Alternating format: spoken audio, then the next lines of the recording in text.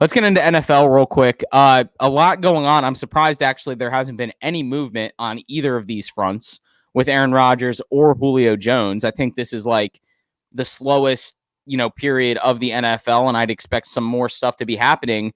But what have you guys been thinking about Aaron Rodgers and this whole Julio Jones thing coming out of Atlanta and Green Bay? I think it was pretty funny, the fact that he was on air, didn't know he was on air. Maybe he did, and that was just his play of like, I know I'm on air right now with Shannon Sharpe, and I'm just going to air it out that I want to be gone, so that it forces Atlanta's hand to be like, all right, now we have to trade him. Yeah, it's a good little chess move. I don't know if like he's saying he didn't know, but he actually did, because then it basically like it forces the Atlanta's hand being like, well, I guess he really wants out, and everybody knows it now.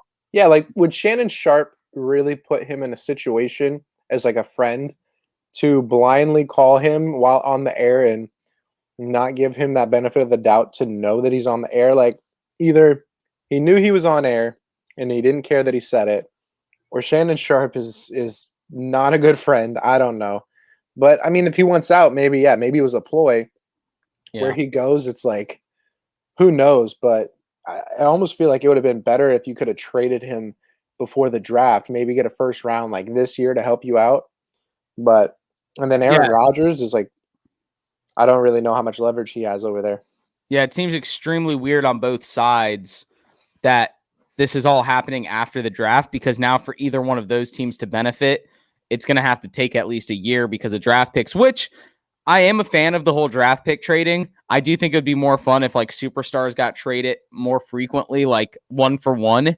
But I know that's not the case all the time. That's not always going to happen. Like, my favorite player of all time back in 2004 gets traded from the Washington football team to the Broncos with the Champ Bailey, Clinton Portis trade. And it's like, we just don't see that happen that much anymore, where it's just like one superstar on one team gets traded for another superstar on another team. Now it's just draft picks for players. It's like a Madden simulation game. Yeah, you're either like a buyer or a seller. Yeah. You don't want to lose a good thing you have. You just want to, maybe be good later by getting draft picks, or good now by acquiring the player. And like baseball, it's one thing because you have prospects. So you can trade one superstar for like 5 prospects and you kind of know what you're getting at least. But in the NFL, it's like, all right, you're trading for a draft pick and you don't even necessarily know where that draft pick's going to be, who that player is going to be. So it's a shot in the dark. But do you think you guys think Rodgers gets dealt before training camp, before the season? Do you think he sits out? What's going on with him? It's a very interesting scenario over there, right? Like you have a player that absolutely doesn't want to play, and a franchise and organization that is trying to keep him at all costs.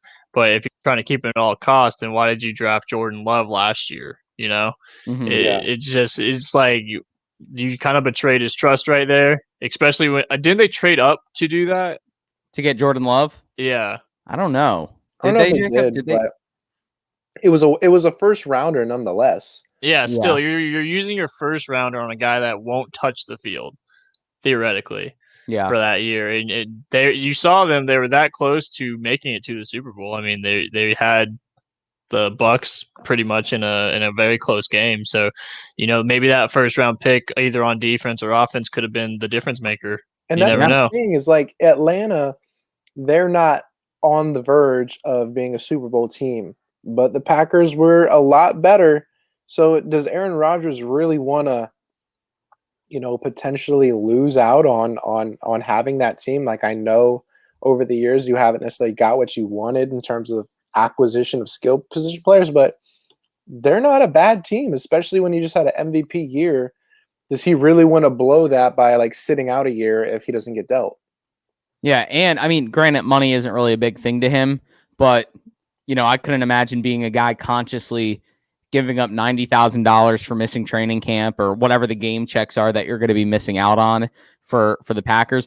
And it makes you think, like, all this guaranteed money that these players have been getting recently coming out of, free agency and stuff. It's like all that guaranteed money, is that just going to create that leverage more and more about players just wanting to sit out because they don't have to worry about the decisions they make affecting their bankroll? Like, they just get whatever the big contracts are. It's like $100 million, $80 million of it guaranteed. They're like, okay, Well, now whatever decision I make, I can just do freely without having to worry about a big percentage of my salary being given away or having to give back some salary. So it's a difficult thing. Do you think, what do you think is more likely? Rodgers stays in Green Bay or Julio Jones and Aaron Rodgers end up on the same team? Rodgers stays in Green Bay. Are you talking about just either one or the other? No, I'm saying so Rodgers either stays on Green Bay or theoretically, let's say both of them leave their current team, that they end up in the same location. That would be a lot of draft capital from one team to give I don't up. think that'll happen. It'd be cool, but I don't think it would happen. So, but then unless Julio stays in Atlanta and then he goes to Atlanta, or then what if that could what happen. if Rodgers tells Green Bay, bring Julio here and I'll stay? Now there's a thing that would be pretty interesting because Like, what if he walked into the office and said, after all this, after 2 years of me not being happy with you guys, make this one decision? Because think about it, the Jordan Love first round pick, like let's just say whatever, like, in a vacuum, like you could trade that first round pick for Julio Jones, right? Like not now, obviously. First round pick and Jordan Love for Julio, maybe not. Maybe that's too much, but it's like maybe you send Jordan Love to Atlanta and they feel like they get their future quarterback. Yeah. Although they just got and that takes some pressure off of Aaron Rodgers, with not that he really is affected by pressure unless it's the NFC Championship game. But if you get Jordan Love out of there, that satisfies two requests of him of wanting to be the quarterback and getting another weapon, wide receiver, which is kind of wild to think about. We're talking about him needing more weapons when he has undoubtedly a top 3 receiver, and I don't think he's number 3 in Devontae Adams. So, I mean, would you guys say Julio Jones and Devontae Adams are 1 and 2 in the league right now? Could you imagine if they were on the same team? I think I like D-Hop over Julio, just on I think an age aspect. I think D-Hop is younger, and they both kind of fill that same role. But yeah, Julio is still a stud. He's a bit older.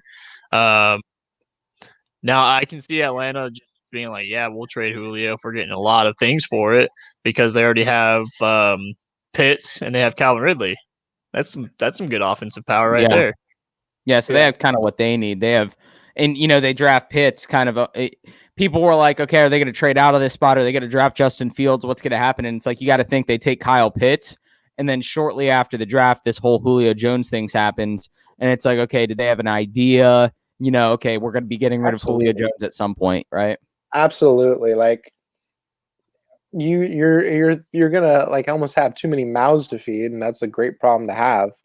But at the 4th overall pick, there's probably some understanding that Julio was unhappy, and maybe us hearing like how he talks about the situation with Shannon Sharpe on air, maybe that's not even a big deal to him because internally it's already like a known thing.